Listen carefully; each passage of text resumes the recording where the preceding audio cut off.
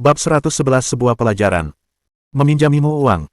Qin Haodong mencibir dan berkata, aku baru saja mengakhiri segalanya dan kita tidak lagi berhubungan. Mengapa aku harus meminjamkan uang kepada orang asing? Li Cheng berkata dengan wajah menyanjung, Dong, paman sudah bilang padamu bahwa itu hanya candaan, jangan dianggap serius, kita masih keluarga. Kau kalah taruhan dan melihat bahwa aku mungkin benar, jadi sekarang kita adalah keluarga. Qin Haodong memandang orang lain dan berkata dengan enggan, kakek telah bersikap baik dan benar sepanjang hidupnya, aku tidak tahu bagaimana dia berakhir dengan dua putra sepertimu. Saya katakan padamu untuk segera menyerahkannya, saya mungkin kaya sekarang, tetapi saya lebih suka membakarnya daripada meminjamkannya kepadamu. Melihat wajah Qin Haodong yang tegas, Li Cheng menyadari bahwa pemuda ini tidak akan pernah bisa dibujuk hanya dengan beberapa patah kata. Sekarang karena dia tidak bisa mendapatkan uang, senyumnya langsung menghilang. Dia menunjuk ke arah Qin Haodong dan mengumpat, dasar bajingan, jangan menganggap dirimu terlalu serius hanya karena kamu punya uang, aku tidak peduli sedikitpun. Li Kei mengikuti dan bersumpah, ya, bajingan, kau benar-benar pembawa sial. Kau telah menghancurkan keluargaku dan aku tidak akan pernah membiarkanmu menempati rumah keluargaku. Keduanya mengumpat sekuat tenaga, tetapi tiba-tiba, mereka merasakan sakit di wajah mereka. Setelah beberapa kali mengeluarkan suara letupan, mereka terlempar mundur. Li Cheng bangkit dari tanah dan tidak percaya apa yang telah terjadi. Qin Haodong sangat patuh kepada mereka ketika dia masih muda, tetapi sekarang dia memukuli mereka. Dia menutupi pipinya yang bengkak dengan tangannya dan menunjuk ke arah Qin Haodong lagi. Kemudian dia mengumpat, dasar bajingan, beraninya kau memukulku. Sebelum dia sempat menyelesaikan ucapannya, Qin Haodong mencengkeram kerah bajunya dan menamparnya beberapa kali. Kemudian dia mengambil 3 tumpukan uang kertas lagi dari saku pria itu dan melemparkannya kembali ke dalam koper. Li Cheng baru saja menyelundupkan uang itu ke sakunya dan mengira tidak ada yang bisa melihatnya. Namun, Qin Haodong telah melihatnya dengan jelas. Li Kei bangkit dari tanah dan ingin mengumpat, tetapi dia menelan kembali kata-katanya ketika dia melihat bagaimana Li Cheng berakhir dan tatapan mata dingin Qin Haodong. Dia tidak mengatakan apa-apa lagi.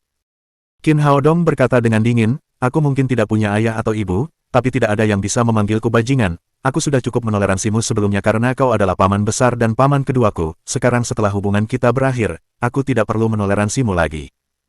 Jika kau berani mengumpatku lagi, kau akan berakhir seperti meja ini. Qin Haodong berkata sambil memukul meja di dekatnya. Meja kayu keras itu hancur berkeping-keping seperti kertas di bawah telapak tangannya. Li Cheng menatap Li Kei dan menatap istrinya Zhang Feng. Mereka semua memiliki ketakutan di mata mereka, dan mereka bertanya-tanya mengapa Qin Haodong, yang dulu begitu sopan kepada mereka, akan bertindak begitu mendominasi dan kasar setelah putus. Mengambil uang dari kantongmu, kau tidak ingin melihatku melakukannya untukmu, aku tidak ingin melihatmu lagi. Qin Haodong melangkah maju beberapa langkah. Keempat orang itu merasa sangat tertekan di bawah auranya yang kuat. Li Cheng dan 3 orang lainnya mungkin bajingan, tetapi dia tetaplah orang biasa. Mereka belum pernah melihat aura sekuat ini. Mereka mengeluarkan uang dari saku mereka dan melemparkannya kembali, lalu melarikan diri seperti tikus. Qin Haodong sangat marah pada keempat orang yang tidak tahu malu itu sehingga dia melampiaskan semua amarahnya yang telah terkumpul lama. Dia bertanya-tanya apakah dia terlalu kasar saat melihat keempat orang itu berlari keluar, karena bagaimanapun juga, mereka juga anak-anak kakek. Dia berbalik dan menatap Li Qingshan dan Zuo Langxi. Li Qingshan membaca pikirannya dan berkata, Dong, kau benar, aku selalu ingin memberi mereka pelajaran, kau baru saja membantu kakek. Zuo Langxi berkata, ya, Dong, kau memukul mereka terlalu ringan, kau seharusnya mematahkan kaki mereka. Pasangan tua itu berkata jujur karena kedua putra yang tidak berbakti itu telah mengecewakan mereka selama bertahun-tahun. Mereka tidak tahan lagi menerima pelecehan dari mereka. Sekarang Qin Haodong telah mengatasi masalah itu sekali untuk selamanya, mereka tidak bisa lebih bahagia. Hanya Li Sulan yang menghela nafas, namun dia tidak mengatakan apa-apa. Zuo Langxi kemudian berkata, Dong, kamu mengambil uang itu untuk membuat keempat bajingan itu kesal, sekarang ambil saja kembali, kamu dapat membeli rumah di Jiangnan dengan uang itu, dan kamu akan lebih percaya diri dalam kencan buta besok. Li Qingshan menambahkan, Sulan, kembalikan saja uang itu ke Dong, kita berutang terlalu banyak kepada orang tuanya karena kita tidak mampu membayar apartemen dan pernikahannya, kita tidak bisa menerima itu. Li Sulan baru saja akan mengambil 3 koper berisi 1 juta, tetapi Qin Haodong menghentikannya, dan berkata kepada keduanya, kakek, nenek, uang itu adalah hadiahku untukmu, mengapa kalian mengembalikannya, apakah kalian menganggapku sebagai orang luar? Li Qingshan berkata, tapi. Tidak ada tapi. Qin Haodong segera menyela Li Qingshan, kakek, aku masih punya banyak uang dan itu sudah cukup bagiku, kamu harus mengambil ini. Li Qingshan masih ingin mengatakan sesuatu, tetapi Zuolanzi berkata, baiklah, orang tua, ini adalah hadiah dari cucu kita, kita harus menerimanya. Li Qingshan memikirkannya, lalu mengangguk dan setuju. Saat itu ponsel Qin Haodong berdering. Dia memeriksanya dan mendapati bahwa itu adalah Si Kuohai, Kepala Departemen Keamanan Publik. Dia berjalan ke sisi lain dan menekan tombol jawab. Kemudian dia bertanya, Kepala Si, apa yang bisa saya bantu? Si Kuohai berkata, Dr. Qin, terima kasih banyak telah menyembuhkan saya dan Waner. Qin Haodong berkata, sama-sama, saya seorang dokter, itu pekerjaan saya. Dia tahu Si Kuohai meneleponnya bukan hanya untuk mengucapkan terima kasih. Seperti yang diharapkan, Si Kuohai menambahkan, Dr. Qin, saya menelepon Anda hari ini untuk mengucapkan terima kasih dan saya ingin Anda membantu saya. Saya punya teman seperjuangan yang terluka di ketentaraan, kakinya pernah patah menjadi 3 bagian, tulang yang patah sudah diperbaiki, tetapi akhir-akhir ini terasa lebih sakit dari sebelumnya, dia sudah ke banyak rumah sakit, tetapi tidak berhasil, kondisinya semakin serius, dia hampir tidak bisa berjalan. Dia mendengar dariku bahwa Dr. Qin adalah seorang dokter ajaib, jadi dia ingin kamu memeriksanya untuknya. Qin Haodong sama sekali tidak terkejut. Tulang belakang Si Kuohai jelas merupakan masalah yang sulit diatasi. Dia telah pergi ke berbagai rumah sakit tetapi tidak ada satu pun yang berhasil. Sekarang setelah dia disembuhkan oleh Qin Haodong, itu akan menjadi iklan terbaik. Orang-orang pasti akan menggunakannya sebagai pendekatan kepada Qin Haodong. Dia berkata, ya, tapi saya tidak punya waktu sekarang, dia mungkin harus menunggu beberapa hari. Si Kuohai berkata, Dr. Qin, apakah mungkin Anda bisa menyembuhkannya sekarang, lebih baik hari ini saja. Qin Haodong mengerutkan kening. Si Kuohai mungkin adalah kepala Departemen Keamanan Publik, tetapi dia memperlakukan pria itu seperti pasien biasa. Sedangkan orang yang mencari perawatan medis, itu hanya rasa sakit di kaki yang telah berlangsung selama bertahun-tahun dan tidak akan membunuh. Seharusnya tidak ada masalah jika dia menunggu. Dia bertanya, apakah ini mendesak? Si Kuohai segera menjelaskan ketika mendengar Qin Haodong tidak senang, Dr. Qin, saya akan mengatakan yang sebenarnya, orang itu adalah sekretaris Komite Inspeksi Disiplin Kota Jiangnan, Li Changxi, orang yang sangat saleh, dia telah melakukan pekerjaan yang sangat baik.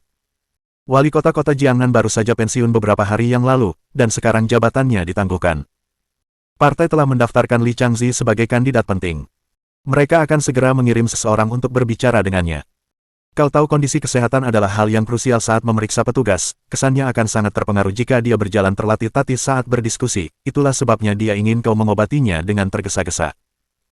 Dia tampak tidak puas dengan penjelasan itu, jadi dia berhenti sejenak dan berkata, Dr. Qin, saya mengenalnya lebih baik daripada siapapun, dia adalah orang yang sangat cakap, dan juga orang yang jujur dan berintegritas, akan menyenangkan bagi semua penduduk kota Jiangnan jika dia bisa menjadi wali kota, jadi Anda harus membantu saya.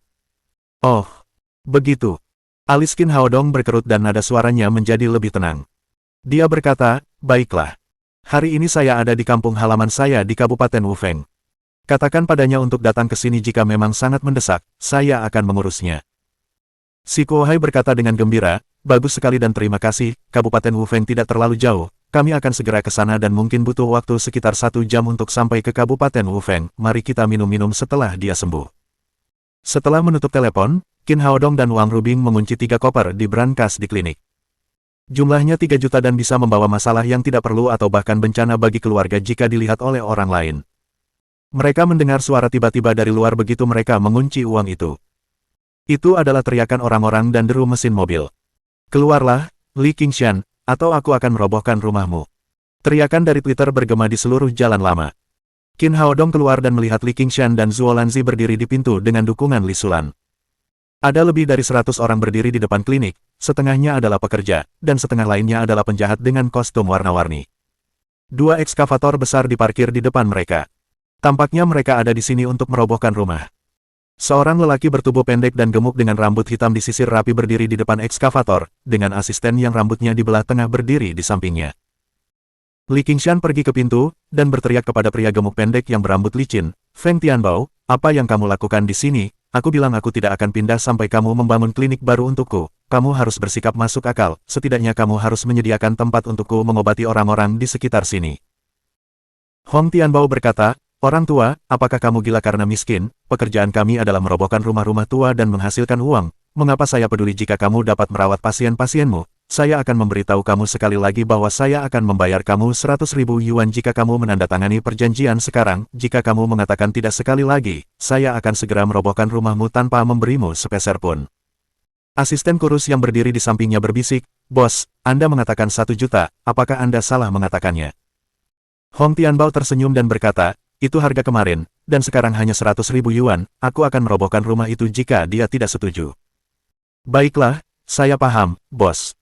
Asisten itu tidak tahu bahwa ini adalah rencana yang dibuat oleh Hong Tianbao dan Fu Haikun untuk memprovokasi Qin Haodong. Mereka akan menangkapnya sehingga Li Qingshan dapat segera menandatangani perjanjian. Mereka berusaha sekuat tenaga untuk menyelamatkan 1 juta itu. Warga sekitar berkumpul saat mendengar berita itu. Mereka berdiri di belakang Li Qingshan. Mereka marah dan mengutuk Hong Tianbao begitu mendengar dia akan membayar 100.000 yuan untuk ini. Hong Tianbao benar-benar tidak tahu malu, 100.000 yuan untuk halaman sebesar itu perampokan. Bajingan, mereka bukan pengembang perumahan, mereka bandit. Dengan uang sebanyak itu, kami tidak mungkin pindah. Hong Tianbao mengabaikan semua pengunjuk rasa. Dia tersenyum pada Li Qingshan dan berkata, "Orang tua, apakah kau mendengarku? Apakah kau setuju atau tidak? Jawab saja pertanyaanku." Bab 112 di bawah penangkapan. Li Qingshan berkata, "Sudah kubilang aku tidak butuh uang, aku butuh bantuanmu untuk membangun klinik baru." Hong Tianbao berkata, "Orang tua, kau benar-benar orang yang tidak waras, kau ingin menolak tawaran kami dan menanggung kemarahan kami, aku akan merobohkan rumahmu hari ini dan mari kita lihat apa yang dapat kau lakukan." "Berani sekali kau." Jenggot Li Qingshan yang marah bergetar karena Hong Tianbao yang tidak tahu malu. Dia berkata dengan marah, "Kau ingin merobohkan rumahku. Lewati mayatku." Para tetangga di belakangnya pun ikut berseru, "Jangan berani-berani sentuh rumah kami dan Tuan Li selama kami di sini." Setelah mereka mengatakan itu, penduduk di jalan lama melangkah maju, dan mengepung Tuan Li di tengah. "Sepertinya kalian tidak akan percaya sebelum melihatnya sendiri." Hong Tianbao mencibir dan melambaikan tangan kepada orang-orang di belakangnya, "Beri aku pelajaran untuk orang-orang yang tidak patuh ini." Para penjahat itu mendengar perintahnya dan mengeluarkan pipa besi dan batang baja yang telah mereka persiapkan. Mereka melambaikannya dan bergegas menuju penduduk setempat. Penduduk setempat mungkin lebih banyak jumlahnya daripada para penjahat itu. Jumlah mereka lebih dari 300 orang, tetapi kebanyakan dari mereka adalah wanita dan anak-anak yang tidak bersenjata. Mereka tidak sebanding dengan para penjahat muda dan kuat itu. Begitu mereka bertabrakan, 7 pemuda yang mereka miliki langsung tersungkur ke tanah. Warga setempat sangat geram dengan perilaku Hong Tianbao yang tidak tahu malu, tetapi mereka tidak lebih dari orang biasa, dan beberapa dari mereka tidak pernah bertarung seumur hidup atau bahkan melihat pertarungan seperti ini. Mereka berhamburan dan melarikan diri kembali ke rumah mereka sendiri. Hong Tianbao tertawa saat melihat penduduk berlarian. Dia mengangkat tangannya dan menunjuk ke Li Qingshan. "Beri aku pelajaran untuk orang tua yang keras kepala itu." Setelah dia berkata demikian, 7 atau 8 orang penjahat mengambil tongkat besi mereka dan menyerbu ke arah Li Qingshan. Orang yang berambut kuning mengangkat tongkat besi di tangannya dan menghantamkannya dengan keras ke kepala Li Qingshan. Li Sulan berdiri di belakang Li Qingshan. Mereka tidak pernah menyangka bahwa para bajingan ini benar-benar akan memukul lelaki tua itu. Namun, sudah terlambat untuk menghentikan mereka. Batang besi di kepala bajingan berambut kuning itu hampir jatuh di kepala Li Qingshan. Pada saat yang genting, sebuah tangan besar terjulur entah dari mana dan mencengkeram tangan si bajingan. Setelah bergerak sebentar, lengan si bajingan berambut kuning itu patah menjadi 2 bagian. Si bajingan berambut kuning itu menjerit seakan-akan jantung dan paru-parunya telah terkoyak. Sebelum ia dapat melihatnya dengan jelas, rasa sakit yang tajam datang dari perut bagian bawahnya. Ia terlempar ke belakang seakan-akan telah dihantam bom, jatuh dengan keras ke tanah. Orang yang menabraknya adalah Qin Haodong yang baru saja tiba. Dia menopang Li Qingshan dengan tangannya dan berkata, "Kakek, apakah kamu baik-baik saja?" "Aku baik-baik saja, aku tidak takut pada binatang buas ini, bunuh aku jika mereka bisa." Li Qingshan yang selama ini bersikap saleh, melotot ke arah Hong Tianbao. "Tenang saja, kakek, jika ada yang harus mati hari ini, itu pasti mereka tidak akan bisa menyentuh rumah ini selama aku di sini." Qin Haodong berkata sambil menyerahkan lelaki tua itu kepada Wang Rubing yang berdiri di belakangnya. Kemudian dia menoleh ke Hong Tianbao. Hong Tianbao merasa puas dalam hati karena dia pikir rencananya berhasil. Dia berkata kepada para bajingan itu, "Apa yang kalian lakukan berdiri di sana, menunggu kotoran disajikan, sekarang ambil barang-barang kalian dan beri anak itu pelajaran." Para penjahat itu tercengang oleh keterampilan bertarung Qin Haodong dan butuh waktu cukup lama untuk tersadar. Mereka mengira jumlah mereka lebih banyak, jadi mereka berteriak dan bergegas ke Qin Haodong. Qin Haodong tidak akan pernah memiliki belas kasihan terhadap para penjahat yang terus-menerus menindas penduduk setempat. Dia menyerbu kerumunan, memukul dan menendang. Tak lama kemudian para penjahat itu berteriak dan berhamburan, dengan tangan terkilir dan kaki patah. Mereka semua terluka parah. Kerja bagus, bunuh binatang buas itu, untuk membayar kejahatan yang mereka lakukan kepada kita. Melihat Qin Haodong memberi pelajaran kepada para bajingan ini, Li Qingshan merasa sangat senang. Penduduk sekitar berteriak dan bertepuk tangan untuk Qin Haodong, karena mereka sangat membenci para penjahat itu. Tepuk, tepuk. Di tengah keterkejutan semua orang, Hong Tianbao pun ikut bertepuk tangan. Dia melangkah beberapa langkah dan menghampiri Qin Haodong. Kemudian dia berkata dengan nada sinis, "Bagus sekali, nak. Tapi tidak ada gunanya kalau kamu hanya kuat, keterampilan terpenting untuk bertahan hidup di dunia ini adalah menjadi pintar. Sekarang masyarakat sudah legal, dan Anda telah menyakiti banyak orang, tunggu saja sampai Anda berakhir di penjara." Setelah dia berkata demikian, suara sirene terdengar. 4 mobil patroli melaju kencang ke arah Qin Haodong. Beberapa polisi melompat turun dari mobil dan mengepung Qin Haodong dengan cepat. Yang memimpin adalah kepala kantor polisi, Zhang Meng, sekaligus orang kepercayaan Fu Haikun yang paling terpercaya. Dia tentu saja dikirim ke sini untuk menangani insiden tersebut. Zhang Meng tahu bagaimana masyarakat bekerja dan dia tahu ada beberapa operasi plastik yang harus dilakukan. Jadi dia berpura-pura peduli dan bertanya, "Apa yang terjadi? Mengapa begitu banyak orang terluka?" Hong Tianbao berkata, "Inspektur Zhang, saya ke sini bersama staf saya untuk membujuk warga agar pindah, namun, orang itu bergegas datang dan memukul warga saya tanpa alasan. Lihat saja seberapa parah luka mereka, lengan dan kaki mereka semua patah, mereka semua punya keluarga yang harus dinafkahi dan pekerjaan yang harus dilakukan. Anda harus menegakkan keadilan untuk staf saya." Wang Rubing berkata dengan marah, "Omong kosong, orang-orangmu memulai dengan kami terlebih dahulu dan melukai lebih dari 10 desa, sekarang kau yang bicara." Li Sulan mengikutinya dan berteriak, "Benar sekali, Hong Tianbao, bagaimana bisa kau berbohong, kau benar-benar tidak tahu malu." Qin Haodong tidak mengatakan sepatah kata pun, karena berdasarkan pengalamannya selama 500 tahun, dia tahu ini adalah jebakan untuknya begitu Zhang Meng muncul. Jelas bahwa Zhang Meng dan Hong Tianbao saling mendukung. Seperti yang diharapkan, Zhang Meng menjadi cemberut dan berkata, "Mereka adalah keluargamu dan tentu saja mereka akan berbicara untukmu. Jelas bahwa begitu banyak staf bos Hong telah terluka, tetapi saya tidak melihat ada penduduk desa yang terluka seperti yang baru saja Anda sebutkan. Jelas bahwa Qin Haodong menyakiti mereka dengan sengaja." Setelah mengatakan itu, dia melambaikan tangan ke arah polisi di belakangnya dan berkata, bahwa dia ke kantor polisi. "Tidak, kamu tidak boleh bersikap tidak masuk akal," kata Wang Rubing sambil mengulurkan tangannya dan mencoba melindungi Qin Haodong. "Itu saja, bawa aku dulu jika kau menginginkan cucuku." Zuo Lanzi terhuyung dan berjalan ke arah polisi. Zhang Meng berkata, "Nyonya tua, gadis kecil, sudah jelas bahwa Qin Haodong telah melukai lebih dari selusin orang. Jangan mencoba mengganggu penegakan hukum, atau aku akan membawanya pergi bersamanya. Lakukan sekarang, aku tidak takut ditangkap." Setelah Wang Rubing mengatakan itu, Qin Haodong menariknya kembali dan berkata, "Kakak, jangan ikut campur, aku bisa mengatasinya sendiri." Dia menoleh ke Zuo Lanzi dan berkata, "Jangan khawatir, Nek, aku akan menjelaskan semuanya di kantor polisi, aku akan segera kembali, dan akan membawamu ke Kencan Buta besok." "Apakah kamu yakin tidak berbohong padaku?" Wanita tua itu terdengar bingung. "Tentu saja aku tidak berbohong padamu. Kapan aku pernah berbohong padamu?" Zuo Lanzi berpikir sejenak, dan mendapati bahwa Qin Haodong memang tidak pernah berbohong padanya, jadi dia berhenti menghentikannya. Zhang Meng dan Hong Tianbao merasa puas di dalam hati. "Kencan Buta. Jangan harap bisa keluar dari penjara begitu kamu masuk kali ini, tidak dalam 8 atau 10 tahun. Qin Haodong menghibur wanita tua itu dan Wang Rubing, lalu menatap Zhang Meng dan berkata, "Inspektur Zhang, ini saran saya, pikirkan 2 kali sebelum bertindak, atau Anda tidak akan bisa menerima konsekuensinya jika Anda melakukan kesalahan." Zhang Meng mencibir dan berkata, "Baiklah, aku akan melihat konsekuensi yang tidak bisa aku terima." Kedua polisi di sampingnya berteriak, "Borgol dia dan bawa dia pergi."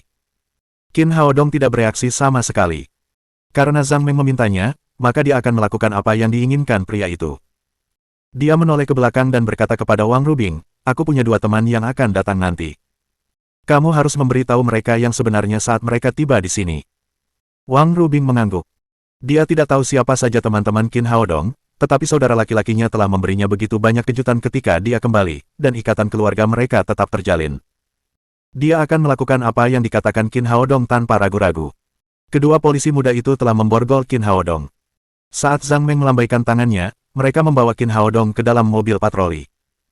Mereka tidak membawanya ke kantor polisi, sebaliknya, mereka membawanya ke ruang interogasi Biro Keamanan Publik daerah itu karena di sanalah Fu Haikun menunggu. Setelah Qin Haodong pergi, Hong Tianbao melangkah ke arah Li Qingshan dan mencibir. Dia berkata, Orang tua, cucumu sekarang ditahan, apalagi yang bisa kau lakukan untuk melawanku? Zuo Langzi berkata, dasar bajingan kecil, jangan terlalu bangga pada dirimu sendiri, Dong hanya ada di sana untuk menjelaskan semuanya, dia akan segera kembali. Kembali. Hong Tianbao tertawa terbahak-bahak. Setelah selesai tertawa, dia berkata, saya akan mengatakan yang sebenarnya, cucu Anda tidak akan kembali dalam 8 atau bahkan 10 tahun, dia telah menyakiti begitu banyak orang, 1 orang di penjara selama setahun dan itu 10 tahun untuk 10 orang, saya punya cukup banyak teman di penjara, mereka akan menjaganya dan saya tidak akan mengatakan bahwa dia bisa keluar dari penjara.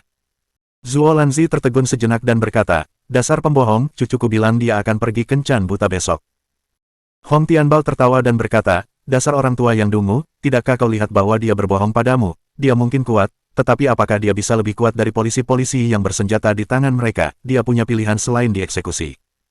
Menurut rencana awalku, aku akan memasukkan kalian semua jika kalian berani menghalangiku. Aku tidak menyangka bahwa anak itu ternyata cukup pintar, dia berbohong dan meyakinkanmu. Ini hari keberuntunganmu. Petik 2. Baiklah. Zuo Lanzi ingin membantah tetapi dia gagal menemukan alasan yang tepat.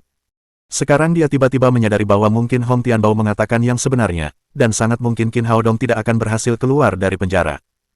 Li Sulan menghabiskan sebagian besar hidupnya sebagai guru, dan dia tahu sedikit tentang hukum. Dia juga percaya apa yang dikatakan Hong Tianbao, dan dia bertanya, apa yang kamu inginkan? Saya rasa Anda tahu dengan jelas apa yang saya inginkan, saya seorang pengusaha, dan semua pengusaha ingin menghasilkan uang, sekarang Anda menghalangi saya untuk mendapatkan lebih banyak uang karena saya telah mengambil proyek renovasi jalan lama, dan saya akan kehilangan uang selama Anda bersikeras tinggal di jalan lama, orang lain akan tinggal di sini bersama orang tua itu, dan saya tidak akan mendapatkan uang karena itu. Tidak apa-apa jika kau ingin menyelamatkan anak itu, aku akan menunjukkan jalan yang benar, sekarang tanda tangani perjanjian relokasi, Direktur Fu dari Biro Keamanan Publik adalah temanku, dan mereka akan membebaskan Qin Hao Dong jika aku meminta, atau kau harus mengunjunginya di penjara. Wang Rubing berkata dengan marah, apakah semua ini bagian dari rencanamu? Hong Tianbao tersenyum dan berkata, ya, sebagian besar, tapi itu terutama karena kamu menghalangi jalanku untuk menghasilkan uang, bagaimana aku bisa hidup dengan rasa malu jika aku tidak mampu menghadapimu? Li Sulan tidak mengatakan sepatah kata pun, dia kembali menatap Li Qingshan, karena dia ingin lelaki tua itu yang mengambil keputusan. Li Qingshan terdiam sejenak dan akhirnya berkata, bawakan padaku dan aku akan menandatanganinya, tetapi kamu harus berjanji bahwa cucuku akan kembali malam ini. Hong Tianbao sangat gembira melihat rencananya berhasil. Proyek akan berjalan lancar jika Li Qingshan dan keluarganya pindah dari jalan tersebut. Dia melambaikan tangannya dan asistennya yang kurus di sebelahnya mengambil sebuah perjanjian relokasi dan memberikannya kepada Li Qingshan. Li Qingshan memeriksa perjanjian itu dan bertanya dengan marah, Anda membayar saya 50.000 untuk 1 yard sebesar ini. Bab 113 hal-hal menjadi rumit. Li Sulan melirik angka pada kontrak itu. Dia juga berteriak, bukankah kamu baru saja mengatakan jumlahnya 50.000? Kemarin jumlahnya 1 juta, dan beberapa saat sebelumnya 100.000, sekarang menjadi 50.000 dan itu hanya akan bertahan selama 5 menit. Jika Anda tidak menandatanganinya dalam 5 menit, Anda hanya akan memiliki 30.000. Hong Tianbao berkata dengan senyum sinis, sudah kubilang tidak banyak waktu, dan jika Qin Hao Dong dijebloskan ke penjara, Anda tidak akan dapat menyelamatkannya meskipun Anda memiliki 1 juta. Jangan ragu lagi, aku tahu dia masih mahasiswa, dan mungkin suatu hari nanti dia akan menjadi dokter, yang akan memberinya cukup uang, jangan hancurkan hidupnya hanya karena bunga yang kecil sekarang, atau akan sangat disayangkan. Li Sulan memandang Hong Tianbao dan berkata, tetapi bagaimana jika kita menandatanganinya dan kamu tidak akan membiarkannya pergi? Hong Tianbao berkata, saya punya reputasi di sini, dan yang terpenting adalah kredibilitas, saya akan melakukan apa yang saya janjikan, Anda harus melihat dengan jelas bahwa Anda tidak punya pilihan lain. Jika kamu tidak percaya padaku, kamu bisa menolak menandatangani kontrak itu, maka anak itu tidak akan punya harapan. Li Qingshan berhenti ragu-ragu dan mengambil penanya. Dia menandatangani namanya di kontrak, lalu menempelkan sidik jarinya di sana. Saya harap kamu bisa menepati janjimu dan melepaskan cucuku. Hong Tianbao mengambil perjanjian itu dan memeriksanya seperti memeriksa harta karun. Dia berkata sambil tertawa sinis, tenang saja, aku tidak akan mengecewakanmu. Setelah itu, dia melambaikan tangannya dan pergi bersama orang-orangnya. Asisten kurus itu berbisik kepadanya, bos, apakah kita benar-benar akan melepaskan anak itu? Feng Tianbao mengumpat, apa kau sudah gila? Kenapa kita harus melakukan hal bodoh seperti itu? Anak itu menyebalkan. Dia telah menyinggung Direktur Fu Haikun dari Biro Keamanan Publik, dia tidak akan pernah bisa keluar. Asisten kurus itu berkata sambil tersenyum menyanjung, "Baik, bos, Anda sangat bijaksana karena hanya mengeluarkan 50.000 untuk menandatangani perjanjian ini." Di rumah keluarga Li, pasangan yang kesal itu kembali ke kamar mereka. Li Sulan bertanya, ayah baru saja menandatangani perjanjian, bagaimana jika mereka tidak mengizinkan Dong pergi?" Li Qingshan menghela napas dan berkata, "Hong benar, kita tidak punya pilihan lain, kita tidak tahan melihat Dong dijebloskan ke penjara tanpa melakukan apapun." Wang Rubing berkata, "Kakek, kurasa kita dijebak oleh Hong, kakak akan baik-baik saja." Li Sulan berkata, "Itu omong kosong, Dong berurusan dengan Bai Wenji segera setelah dia kembali, dan menyinggung Direktur Biro Keamanan Publik, sekarang dia telah menyakiti begitu banyak orang, tidak mungkin dia akan baik-baik saja." Wang Rubing berkata, "Saya tidak tahu persis apa yang terjadi, tapi saudara mengatakan semuanya baik-baik saja, kalau begitu dia akan baik-baik saja." Saat mereka berbincang, dua mobil Audi A6 hitam terparkir di gerbang. 4 atau 5 orang turun dari mobil, dengan dua pria berusia 50-an sebagai pemimpin mereka. Salah satu dari mereka mengenakan jas, berdiri tegak, yang lainnya mengenakan jaket, dengan kaki kanan pincang, tetapi dia tampak cukup berwibawa. Keduanya adalah Kepala Departemen Keamanan Publik Kota Jiangnan, Si Kuo-hai, dan Sekretaris Komite Inspeksi Disiplin Kota Jiangnan, Li Changxi. Mereka menemukan tempat itu berdasarkan lokasi yang dikirim Qin Haodong melalui telepon. Si Kuo-hai tidak melihat Qin Haodong saat dia masuk, jadi dia bertanya dengan sopan, apakah ini rumah Dr. Qin Haodong? Bai Rubing segera menceritakan kualitas istimewa dari keduanya. Dia melakukannya seperti yang dikatakan Qin Haodong dan berjalan ke arah kedua pria itu, sambil bertanya, "Kalian teman-teman kakakku, kan?" Si Kuo-hai berkata, "Ya, kami adalah teman Dr. Qin." Bai Rubing tiba-tiba merasa penuh harapan, dan dia berkata, "Polisi menangkap saudaraku." "Apa, ditangkap polisi?" Si Kuo-hai terkejut dan bertanya, "Apa yang terjadi?" Bai Rubing sangat pandai berbicara, dan dia secara singkat menceritakan apa yang terjadi malam ini kepada si Kuo-hai. Kemudian dia menambahkan, "Kakakku mengatakan kepadaku ketika dia pergi bahwa aku harus menceritakan semua hal itu kepadamu karena kamu adalah temannya, maukah kamu menyelamatkannya?" Si Kuo-hai dan Li Changxi tampak cemberut, dan bahkan sedikit menakutkan. Mereka tidak dapat membayangkan insiden yang melanggar hukum seperti itu terjadi di Kabupaten Wufeng. Mereka merasa malu sebagai Kepala Departemen Keamanan Publik dan Sekretaris Komite Inspeksi Disiplin Jiangnan. Si Kuo-hai berkata, "Jangan khawatir, serahkan saja pada kami, dan kami akan mengirimkan hasil yang paling memuaskan." Setelah itu, dia berkata kepada Li Changxi, "Li, ayo kita pergi ke kantor polisi sekarang dan temukan dia. Kami berdua tidak akan cukup." Kata Li Changxi, "Terlalu banyak orang yang terlibat dalam masalah ini, saya akan memanggil hakim daerah dan sekretaris komite inspeksi disiplin, kami akan menyelidiki ini secara menyeluruh, tidak peduli siapa yang terlibat." Si Kuo-hai berpikir sejenak dan menganggapnya masuk akal. Jabatan mereka terlalu tinggi untuk campur tangan langsung dalam masalah ini. Keduanya meninggalkan keluarga Li. Li Changxi segera menelepon hakim daerah Zhao Yang dan sekretaris komisi inspeksi disiplin, Yu Sujiang setelah dia keluar dari pintu. Dia menyuruh keduanya untuk menemui mereka di gerbang klinik pengobatan Tiongkok. Zhao Yang dan Yu Sujiang tercengang saat menerima telepon karena mereka tidak tahu apa yang terjadi. Li Changxi terkenal sebagai orang yang dapat dibenarkan dan bertangan besi. Dikatakan bahwa dia akan menjadi wali kota Jiangnan berikutnya. Sekarang dia menelepon atas kemauannya sendiri, itu pasti sesuatu yang serius. Apapun yang mereka pikirkan, mereka harus bergerak cepat. Mereka pergi ke klinik pengobatan tradisional Jishi tanpa henti setelah menerima telepon. Setelah turun dari mobil, jantung mereka hampir berhenti berdetak saat melihat dua pemimpin berpapasan di gerbang. Keduanya hampir memegang dua posisi tertinggi dalam pemerintahan kota Jiangnan, dan begitu mereka berkumpul, pasti ada sesuatu yang penting. "Kepala Si, Sekretaris Li, kita sudah sampai, apa yang bisa saya bantu?" Si Kuo-hai menatap keduanya dan tetap diam. Jabatannya tinggi, tetapi dia bukan atasan langsung keduanya. Lebih baik membiarkan Li Changxi yang menanganinya.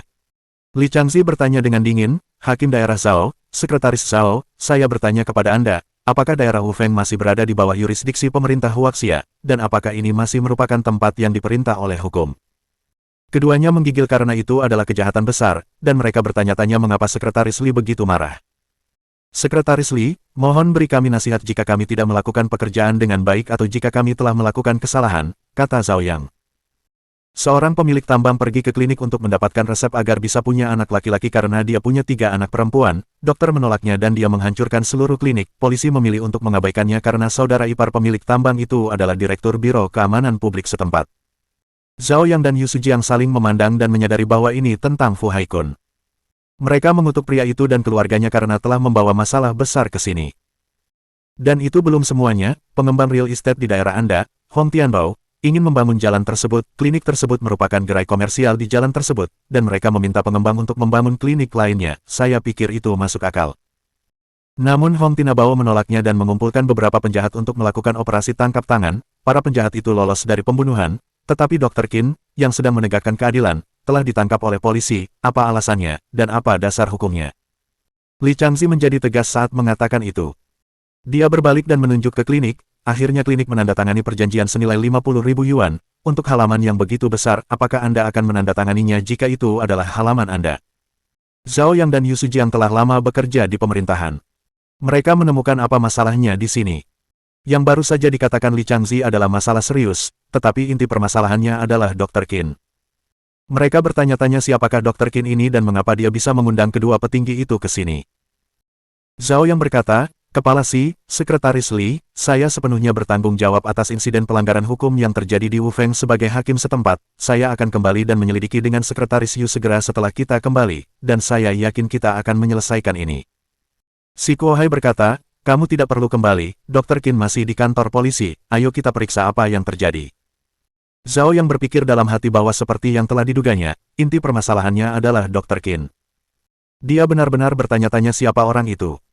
Namun satu hal yang dapat dipastikannya adalah Fu Haikun dan Hong akan mengalami banyak masalah kali ini. Mereka selesai berbicara dan berbalik untuk masuk ke mobil, hanya untuk mendengar seseorang berkata, bolehkah aku ikut denganmu? Wang Rubing merasa bahwa si Kuohai dan Li Changzi bukanlah orang biasa. Dia mengintip ke dalam ruangan setelah mereka keluar.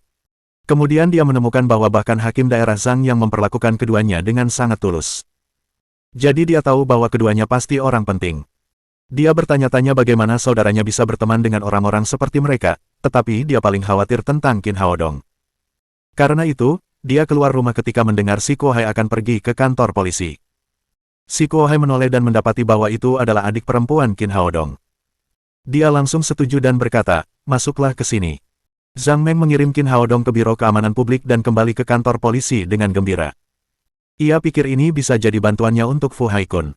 Sekarang Biro Keamanan Publik membutuhkan wakil direktur. Ia akan mencapai separuh jalan menuju posisi itu jika Fu Haikun setuju.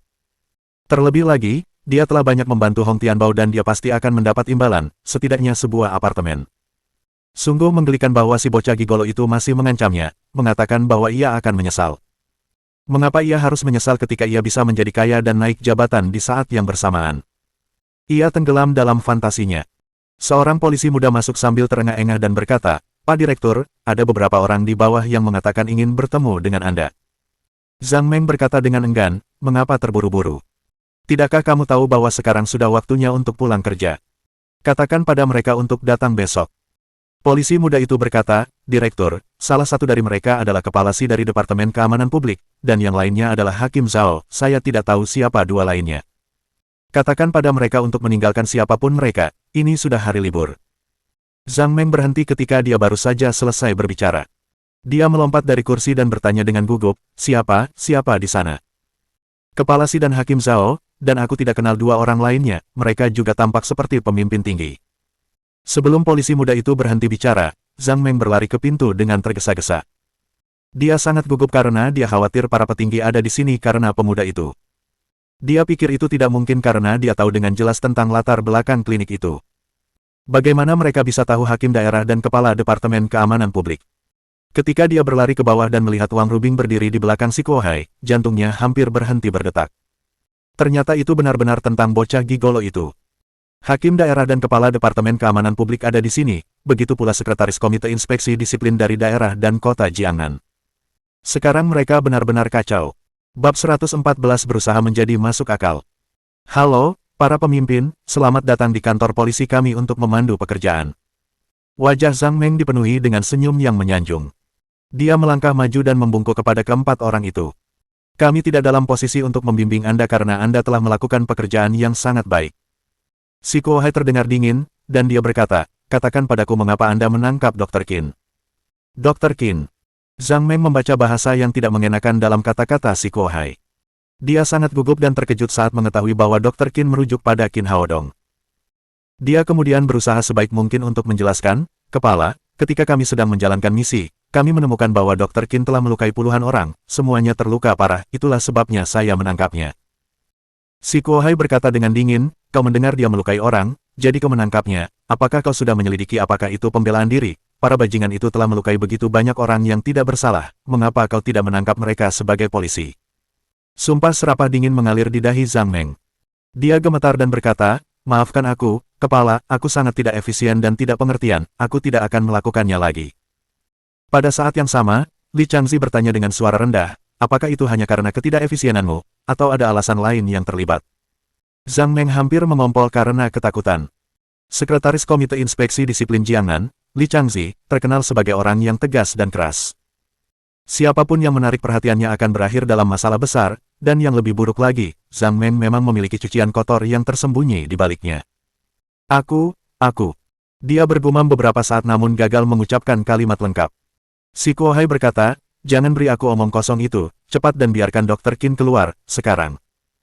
Wajah Zhang Meng tampak masam, dan dia berkata, Kepala Si, Dr. Qin tidak ada di kantor polisi saat ini, dia sekarang ada di regu kriminal daerah.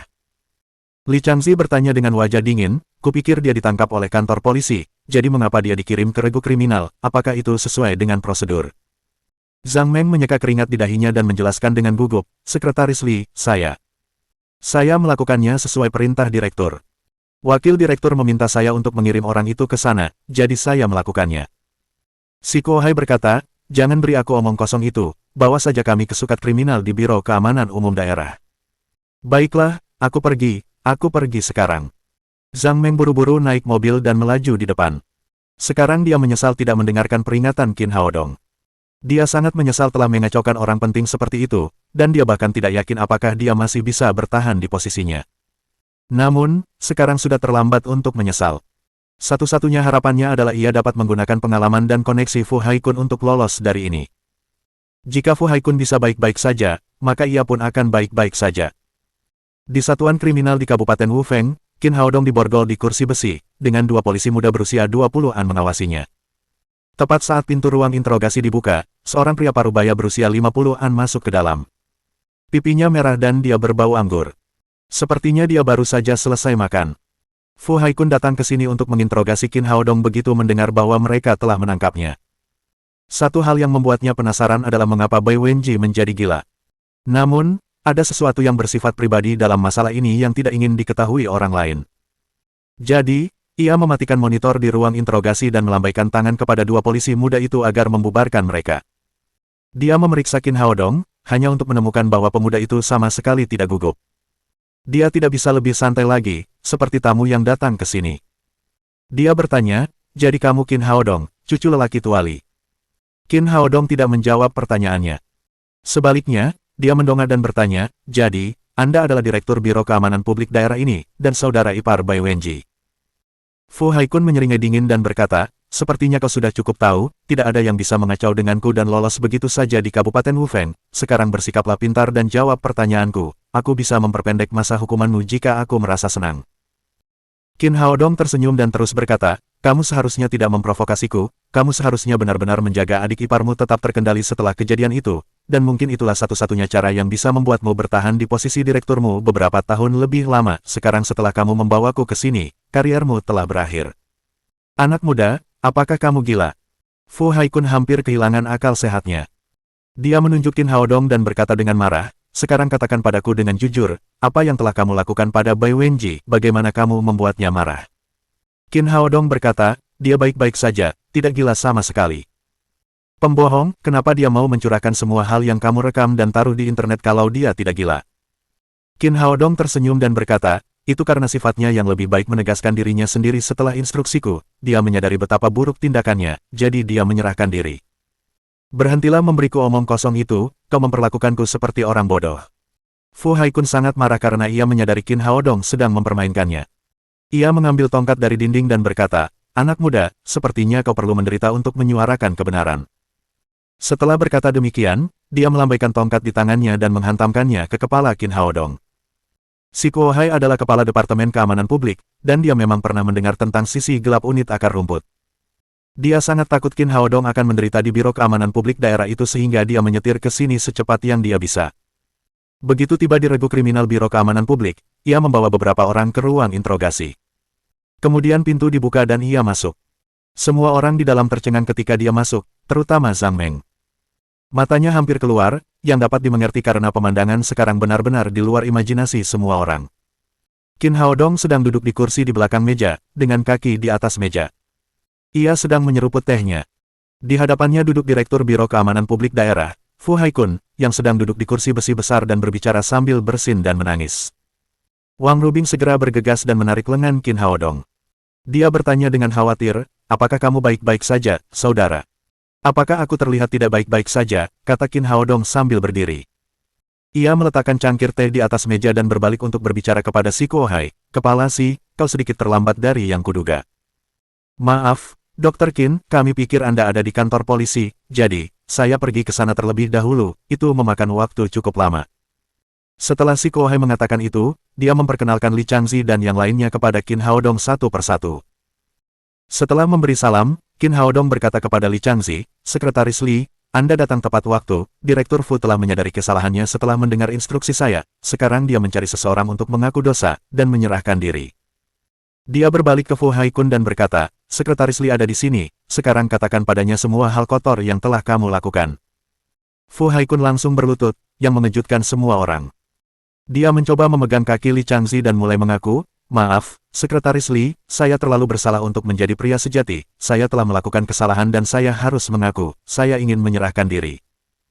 Kemudian dia mengakui semua perbuatannya selama bertahun-tahun, termasuk terhadap 3 orang selingkuhannya, uang yang diperoleh saudara iparnya, Bai Wenji untuknya, suap yang diterimanya dari pengembang Hong Tianbao, dan perlindungan yang diberikannya kepada orang-orang tersebut. Bagaimanapun, semua orang terkejut setelah mendengar itu, terutama Zhang Meng, yang hampir tercengang. Dia telah terlibat dalam banyak kejahatan yang baru saja disebutkan Fu Haikun. Sekarang setelah Fu Haikun jatuh, dia pun jatuh. Wajah Li Changzi muram. Sulit membayangkan bahwa Fu Haikun telah melakukan begitu banyak kejahatan sebagai Direktur Biro Keamanan Umum Daerah. Dia berbalik dan berkata kepada Yu Sujiang, Sekretaris Yu, saya akan menugaskan pekerjaan itu kepada Komite Inspeksi Disiplin Kabupaten. Anda harus menyelidikinya secara ketat sesuai hukum, selidiki dengan saksama dan laporkan hasilnya kepada saya, tidak peduli siapa yang terlibat dalam kasus ini. Ya, jawab Yu Sujiang. Ia menyuruh Fu Haikun dan Zhang Meng dibawa pergi oleh rekan-rekannya, dan mengirim polisi lainnya untuk menangkap Hong Tianbao, pengembang real estate yang terlibat dalam kasus ini. Hong Tianbao sedang menyiapkan hidangan dan anggur pesta di rumah, karena ia sangat senang dengan perjanjian relokasi dengan Li Qingshan yang ditandatanganinya dengan uang 50.000 yuan. Namun, polisi datang dan membawanya pergi sebelum ia sempat menyesap anggur tersebut. Di bawah pengawasan Li Changzi, staf Komite Inspeksi Disiplin Kabupaten bekerja dengan efisien. Kasus ini sebenarnya mudah karena 2 anggota utama, Fu Haikun dan Bai Wenji, mengakui semua yang telah mereka lakukan. Mereka menjawab semua pertanyaan dengan sangat aktif sehingga para penyelidik kasus tersebut terkejut. Mereka belum pernah melihat penjahat yang begitu jujur sepanjang karir mereka. Kedua orang itu mengaku semua yang telah mereka lakukan, dan memberitahu di mana bukti dan buku rekening berada. Mereka adalah contoh sempurna untuk pengakuan karena mereka bahkan menjelaskan motif dan rincian kejahatan mereka ketika staf tidak dapat memahaminya. Tidak ada gunanya jika mereka menyangkal karena bukti-buktinya sah.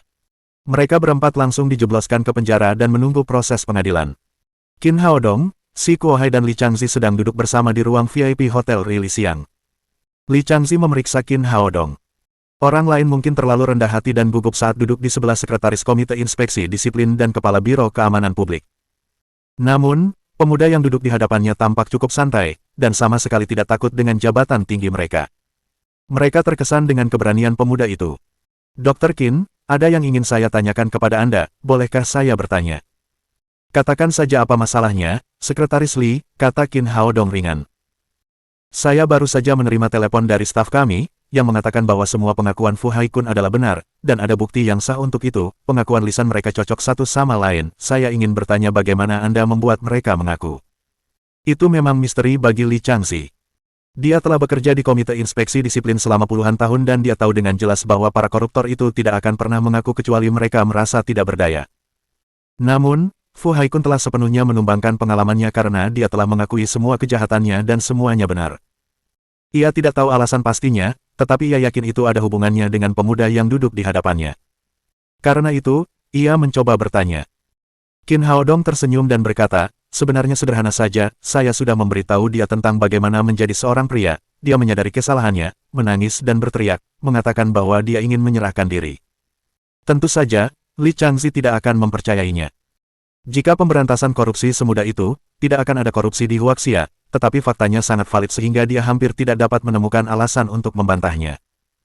Si Kuohai berkata, Li, aku sudah memberitahumu bahwa Dr. Qin adalah seorang guru bertindak dengan cara yang tidak pernah bisa dipahami oleh orang biasa seperti kita, sekarang kasusnya hampir selesai, mari kita lupakan saja dan bicarakan tentang penyakitmu.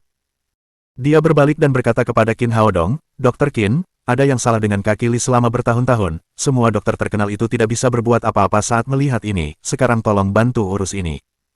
Bab 115 Biaya Diagnosa. Setelah Qin Haodong selesai berbicara, dia meminta Li Changzi mengulurkan tangannya untuk merasakan denyut nadinya. 2 menit kemudian, dia menarik kembali tangan kanannya. Si Kuohai bertanya, bagaimana keadaannya, Dr. Qin, apakah bisa disembuhkan? Qin Haodong berkata, tidak masalah, dan aku bisa menyembuhkannya sekarang. Sekarang, seperti di sini. Li Changzi merasa tidak percaya karena kakinya sudah diperiksa oleh banyak dokter terkenal, tetapi tidak ada satupun yang berhasil. Sekarang pemuda itu berkata dia bisa mengatasinya di sini, sekarang juga. Dia mungkin mengira pemuda itu penipu jika dia tidak menyembuhkan si Kuohai. Tepat di sini, dalam beberapa menit. Qin Haodong berkata sambil membiarkan Li Changzi meletakkan kakinya di bangku di depannya dan menggulung celananya. Dia mengeluarkan kantong jarum dari sakunya dan mulai mengobati penyakitnya dengan jarum tersebut. 5 menit kemudian, dia mengambil kembali jarum perak itu dan berkata, baiklah, sekarang cobalah berjalan beberapa langkah. Hanya itu saja. Wajah Li Changzi penuh dengan ketidakpercayaan. Dia mencoba berdiri dari kursi dan berjalan. Kakinya yang terluka biasanya terasa sakit selama menyentuh tanah, tetapi sekarang setelah beberapa langkah, dia masih tidak merasakan apa-apa. Dia mencoba melompat. Itu tidak membuatnya sakit, sebaliknya, dia merasakannya jauh lebih kuat dari sebelumnya. Dokter ajaib, sungguh dokter ajaib.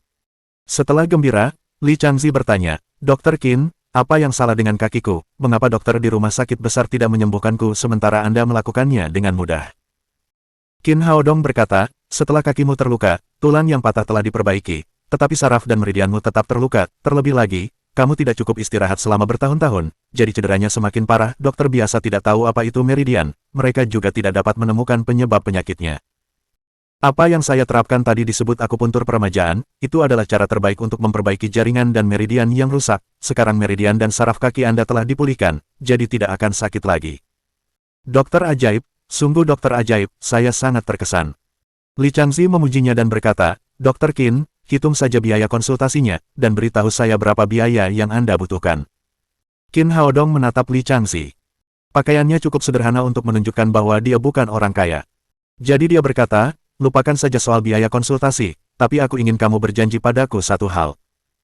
Ekspresi Li Changzi berubah setelah mendengar kata-kata itu, dia berkata, Dr. Qin, saya orang yang berprinsip, jadi, bayar saja saya, berapapun yang Anda inginkan, mari kita batalkan janji itu. Qin Haodong tersenyum. Si Kuohai berkata bahwa Li Changzi adalah orang yang jujur dan lurus, dan dia awalnya meragukannya.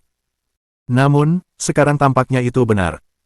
Dia berkata, Sekretaris Li, saya bahkan belum mengatakan apa itu, jangan langsung menolak saya begitu saja, itu bukan hal yang besar, itu adik perempuan saya, gadis muda yang Anda lihat tadi, dia telah lulus ujian pegawai negeri dan akan bekerja di Biro Kebersihan Kota Jiangnan, mulai sekarang, dia akan menjadi salah satu pegawai negeri. Saya tidak meminta Anda untuk mempromosikannya atau memperlakukannya dengan cara yang berbeda, saya hanya ingin Anda memberinya kesempatan untuk menunjukkan bakatnya. Li Changzi merasa lega setelah mendengar apa yang dikatakan Qin Haodong. Dia menjawab, saya bisa menjanjikan itu, karena saya tidak akan pernah membiarkan orang berbakat dikubur, namun, saya bersikeras untuk membayar Anda biayanya. Qin Haodong tersenyum dan berkata, baiklah, mari kita buat menjadi 100 yuan. Dia tahu Li Changzi tidak akan pernah menyerah sampai dia didakwa. Jadi dia menagih 100 yuan secara simbolis. Ketiganya menghabiskan makanan yang lezat. Li Changzi dan si Kuohai kembali ke kota Jiangnan, dan Qin Haodong kembali ke klinik. Saat dia kembali ke rumah, hari sudah hampir tengah malam. Kamarnya gelap karena pasangan tua itu pasti sudah tidur. Dia menyuruh Wang Rubing untuk memberitahu pasangan tua itu bahwa dia aman saat mereka meninggalkan regu kriminal agar keduanya tidak mengkhawatirkannya. Ia berjalan kembali ke kamarnya dengan hati-hati, berusaha tidak membangunkan kakek neneknya. Setelah memasuki rumah, ia menyalakan lampu.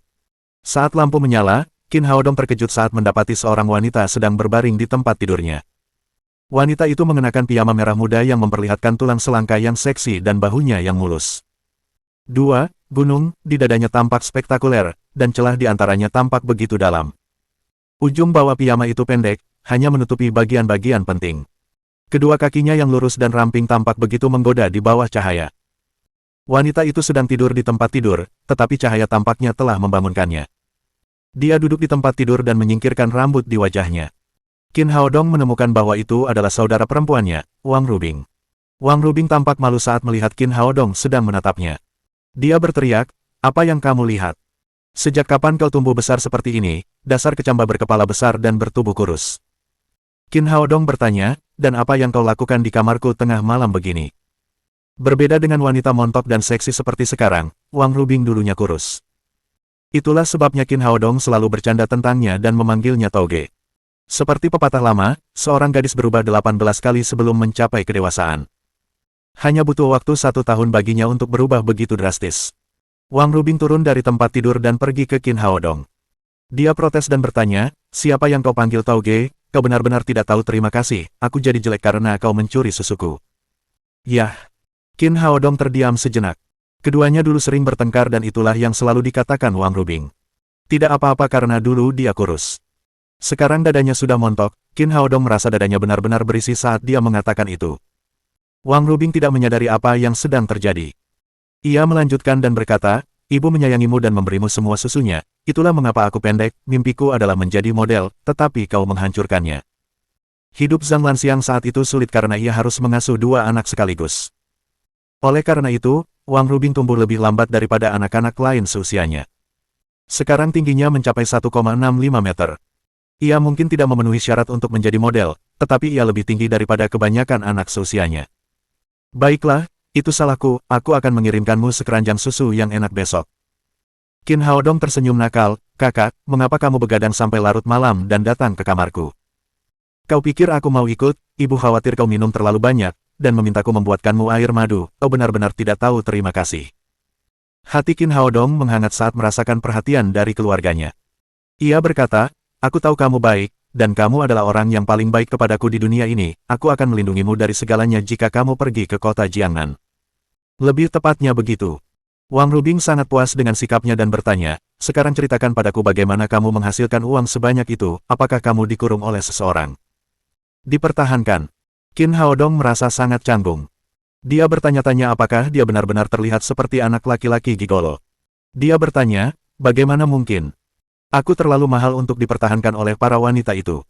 Kalau begitu, katakan padaku, dari mana uang itu berasal?" Qin Haodong menjelaskan, "Saya seorang dokter, uang itu dibayarkan oleh pasien." "Simpan saja, kakek sudah menjadi dokter seumur hidupnya, dan dia tidak pernah menghasilkan uang sebanyak itu," kata Wang Rubing dengan tidak percaya. "Apapun yang kau pikirkan, kembalilah ke kamarmu, aku akan tidur." Tidak ada yang peduli, air madu ada di atas meja." Wang Rubing berkata lalu pergi. Qin Haodong meneguk air madu di atas meja. Ia langsung merasa terhibur. Ia berbaring di tempat tidur dan tertidur untuk menghilangkan rasa lelahnya sepanjang hari. Ketika dia tertidur nyenyak keesokan paginya, Zuo Lanzi menyeretnya keluar dari tempat tidur. "Untuk apa ini, nenek?" tanyanya. Zuo Lanzi berkata, "Sekarang bersiaplah untuk kencan buta hari ini." Sampai saat itu Qin Haodong teringat akan kencan buta itu. Dia bertanya dengan enggan, "Bisakah kita tidak pergi saja, nenek?" "Tentu saja tidak bisa, aku sudah membuat janji dengan wanita itu." "Tapi bukankah ini terlalu dini?" kata Qin Haodong. "Apakah kamu tahu jam berapa sekarang? Sekarang makanlah sarapanmu dan bersiaplah. Kamu adalah pria sejati dan kamu tidak boleh terlambat, aku rasa tidak ada salahnya datang lebih awal." Qin Haodong tahu dia tidak akan pernah bisa bersembunyi dari ini ketika dia melihat keseriusan di mata wanita tua itu. Dia tidak punya pilihan selain melakukannya. Setelah sarapan, dia meninggalkan rumah bersama Zuo Lanzi. "Nenek, berapa banyak wanita yang kau atur untukku?" tanya Qin Haodong. Zuo Lanzi menjawab dengan gembira, "Nak, kamu harus berhati-hati saat pergi kencan buta, jangan terlalu banyak kencan dalam sehari. Aku sudah mengatur 3 kencan untukmu hari ini, yang di pagi hari diperkenalkan oleh Nenek Wang, yang di siang hari, oleh Nenek Li, yang di sore hari, oleh Nenek Zhang." Qin Haodong merasa malu. Tampaknya wanita tua itu telah mengatur kencan untuknya tidak hanya hari ini, tetapi juga hari demi hari di masa mendatang. Tak lama kemudian mereka tiba di sebuah kafe dan hendak melihat tanggal yang diperkenalkan oleh Nenek Wang. Qin Haodong telah melihat fotonya, foto itu telah diedit, tetapi secara umum, dia tampak baik-baik saja. Zuo Lanzi meminta Qin Haodong untuk menunggu di dalam. Dia duduk di seberang kafe. Qin Haodong terdiam melihat nenek yang menunggu di luar. Sepertinya dia tidak akan pernah bisa meninggalkan kafe sebelum dia menyelesaikan semua kencannya. Waktu telah menunjukkan pukul 9 pagi. 10 menit kemudian, wanita itu masih belum ditemukan. Qin Haodong sangat kesal. Pada saat itu, teleponnya berdering. Dia memeriksanya dan menemukan nomor yang aneh. Dia pikir itu suara wanita, namun saat dia menjawabnya, ternyata yang berbicara adalah seorang pria. Apakah itu Qin Haodong, Tuan Qin? Tanyanya dengan nada yang sangat sopan. Ya, ini aku, siapa dia? Tanya Qin Haodong. Anda mungkin tidak mengenal saya, Tuan Qin, saya Su Jinkei dari perusahaan perumahan nomor 1 Jiangnan. Qin Haodong pernah mendengar tentang perusahaan itu sebelumnya. Dua perusahaan konstruksi paling terkenal di Kabupaten Wufeng, satu adalah perusahaan konstruksi Tianbao milik Hong Tianbao, dan yang lainnya adalah perusahaan konstruksi nomor 1 Jiangnan. Perusahaan konstruksi Tianbao terkenal karena Hong Tianbao meraup keuntungan selangit, sebaliknya, Jiangnan nomor 1 merupakan perusahaan konstruksi legal yang mendapatkan reputasinya karena kualitas konstruksinya yang bagus. Qin Haodong bertanya, Bos Su, apa yang bisa saya bantu? Su Jinkei berkata dengan hormat, begini masalahnya, Tuan Qin, renovasi jalan lama diserahkan kepada kami setelah Hong Tianbao diserahkan, saya harus membahas sesuatu tentang relokasi dengan Anda. Qin Haodong berkata dalam hati bahwa para pebisnis itu bergerak sangat cepat. Hong Tianbao baru saja masuk kemarin, dan sekarang langkah baru telah dilakukan. Dia sedang bosan saat ini, jadi dia mengirimkan alamatnya. Su Jinkei memang bergerak cepat.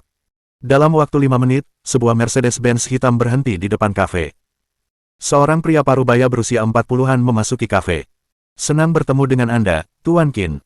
Su Jinkei menyampaikan salam hangatnya saat melihat Qin Haodong. Lalu dia mengulurkan tangan kanannya. Qin Haodong menjabat tangannya dan berkata, Tuan Su, apa yang ingin Anda bicarakan dengan saya? Su Jinkei berkata, rumah keluarga Anda terlibat dalam renovasi jalan lama, saya ingin tahu persyaratan untuk relokasi Tuan Qin.